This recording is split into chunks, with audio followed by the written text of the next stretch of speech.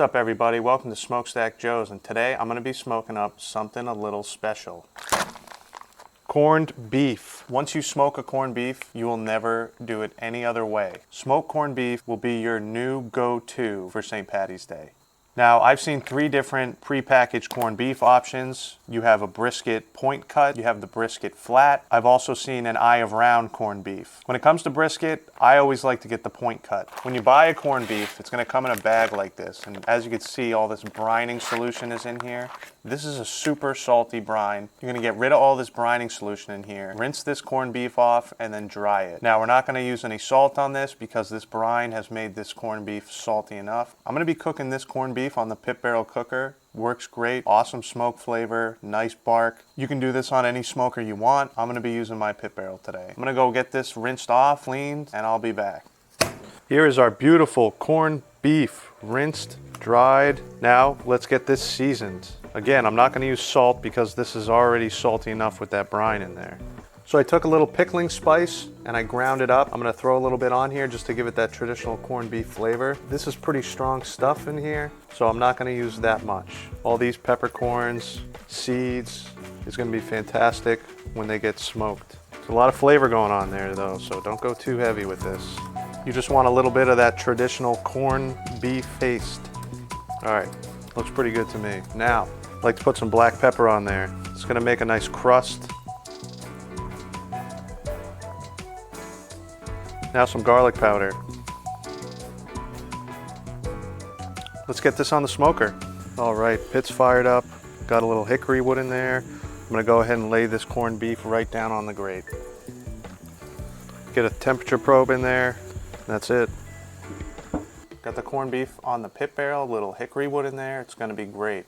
I'm gonna get a temperature probe in there to monitor the temperature. I'm gonna take this thing to about 160 degrees and then we're gonna pull it off and wrap it. So I'll see you then. All right, so this corned beef has been on the pit barrel for 4 hours now and we are at an internal temperature of 165 degrees.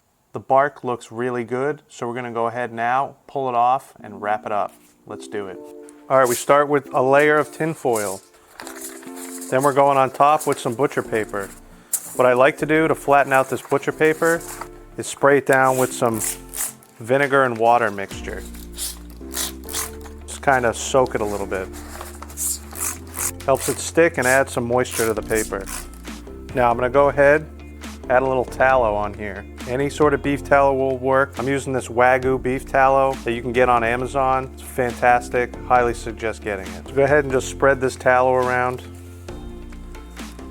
Here's our corned beef. It looks absolutely beautiful. And this crust is super crispy. The pickling spice, it smells fantastic. This is gonna be good, so let's get this wrapped up. Lay that down on your tallow. Go ahead, grab your paper, just fold it up. Now, take this tin foil and do this little foil boat action. You don't wanna wrap the whole thing. You wanna leave the top exposed.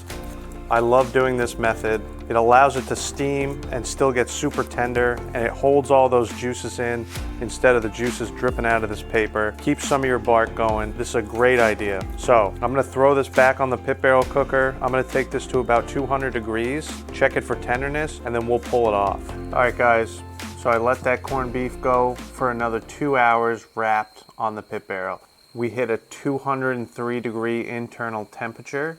I pulled it off and I let it rest in a cooler for 2 hours. Let's take it out of the cooler, cut into it, and see what we got. Here's our corned beef. Let's open this baby up. Super juicy. Look at that. Absolutely fantastic. This thing is super tender. Now, just take all these juices, drip it right back over this corned beef. You're gonna wanna save all that. That is good. All right, we got a lot here. Check this baby out. Now, this thing is super tender. Start slicing into this. Look at that. I like to cut this nice and thin for some delicious Rueben sandwiches. Look at this. Absolutely fantastic. Super tender.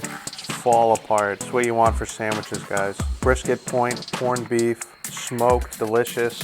Let's give this a try. All right, so this corned beef came out fantastic. It is super tender, and I couldn't be happier with the results that I got. We need to give this a try. So let me grab a piece here. Look at this. It's just ridiculous how tender this is. Just fall apart. Got a nice piece with some bark on here. Let's give this a try.